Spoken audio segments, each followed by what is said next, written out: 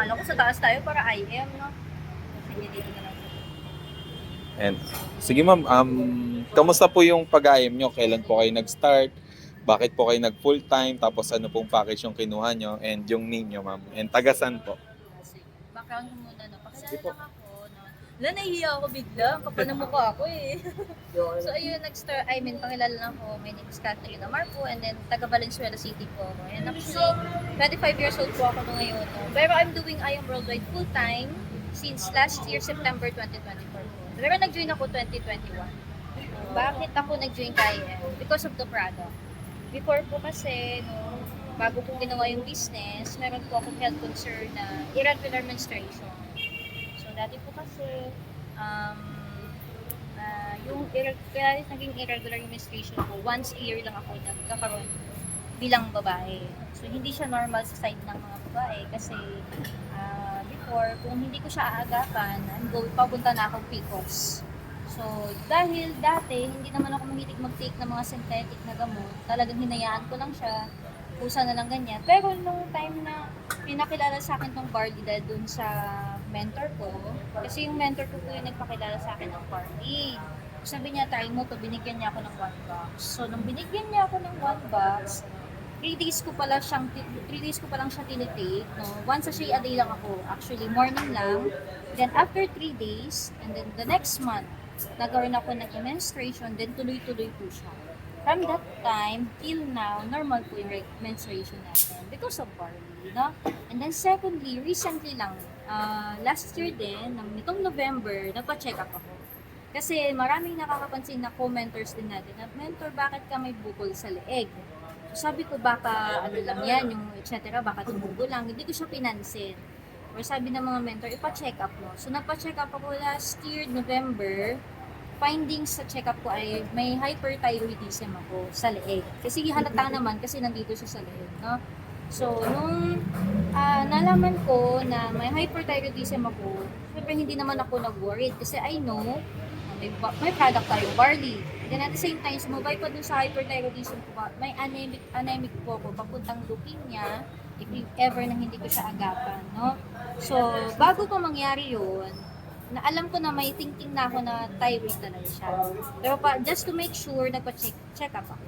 So after that, nung nalaman ko na result, nag-take ako ng barley. And then, nakakagulat nga na kasi sa iba, habang nag-take ng barley may hyper, ay mga months bago mawala ang hyper. Pero nung sa akin case kasi, yung isang box ng barley na yan, ginawa ko siyang 6 sachet a day. So 2 sa morning, 2 sa tanghali, 2 sa evening. Talagang pinulgas ko siya kasi nung narinig ko yan, wala naman kasi overdose sa barley. So kung i-take mo siya, kahit ilang sachet, hindi ka ma-overdose. So nung tinry ko yan, 6 sachet sa buong araw, then kinabukasan, nalaman-laman ko, nung hinawakan ko, wala yung bukol. And then, ditong February, babalik ako ulit sa doktor para magpakuha ng para makita yung result kung cleared na. So, to follow na yun kung ano mangyari. Pero naniniwala naman ako sa barley na talagang mawawala. Kasi nawala yung bukol. Kasi kung hindi siya nawala, wala na siya, meron pa siya dito. Kaso nga lang, nung napansin namin, wala na talaga siya. So, sabi ko, tuloy-tuloy pa din. Yun nga lang, kasi syempre may health concern pa man o wala, mag-barley ka. Kasi syempre, prevention is better than cure, no? So, in the business side naman, bakit ako nag full-time? Kasi syempre, kung nakatulong sa akin yung product, why not i-share ko din sa iba na katulad ko, na maging awareness din para sa ibang tao. Na, for example, kung kasing edad ko, pwede na ako makatulong sa kanila, di ba po?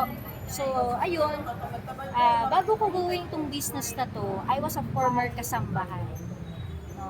Sa mga nakakakilala ko, dati kong kasambahay, and then yung question, bakit ko ginawa yung business? Siyempre, gusto ko kasing ma-experience din yung makatulong ako sa family ko, makita din nila kung ano yung maitutulong ko sa kanila. Kasi bilang kasambahay, hindi ko mabibigay yung future na para sa kanila eh. Siyempre, magkano ng sahod ko nun? 3-5 per month. So, sabi ko, sige, try ko yung business. Kasi nakatulong sa akin yung product, gawin kong business. Ito yung maganda kasi sa IM, no? Na yung hindi lang sa product makakatulong sa sarili mo, makakatulong ka rin sa ibang tao. So, grabe, amazing talaga. Kaya yun yung tao. And then, ang kinuha kong package dito, yung pinakamababa. yung personal package. Ewan ko kung alam ng iba yun, pero yun yung kinuha ko, yung pinakamababa, which is 5,600. Kasi yun lang yung kaya ko bilang kasambahay. Pero later on, nag-upgrade po ako. No, nag-upgrade ako ng higher package, no?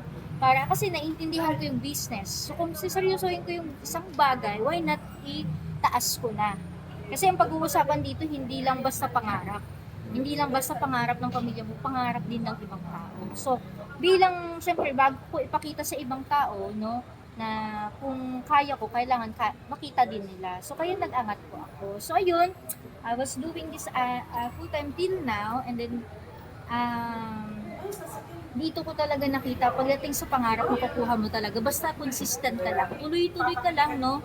Siyempre, hindi naman po lahat ng bagay makukuha mo instant. Kailangan mo talagang trabahuin, no?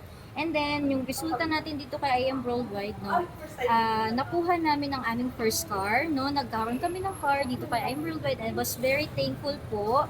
Siyempre, bilang iisipin mo talaga, imposible siyang isipin, pero dahil dito kay I Am Worldwide, posible pala.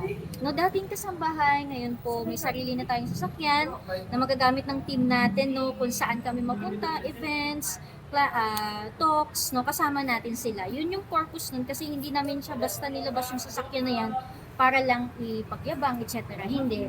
Pinatunayan lang namin sa mga tao kung bakit namin nilabas yan para gamitin sa tamang bagay. Hindi po para ipagmayabang. Kasi, syempre, hindi naman natin pinapakita yung mga resulta para lang ipaganto ganyan. Mag-inspiration sa ibang tao. No? So, ang ma-advise ko lang, no, sa mga taong hindi pa hindi nag-iisip pa, no, baga nagda-doubt pa kung anong meron kaya, try mo. Kasi hindi mo talaga makikita kung anong meron magandang bagay dito kaya kung wala ka dito.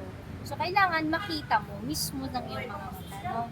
Kasi siyempre, kung galing lang sa bibig namin, tapos wala kayo dito, hindi nyo makikita, no?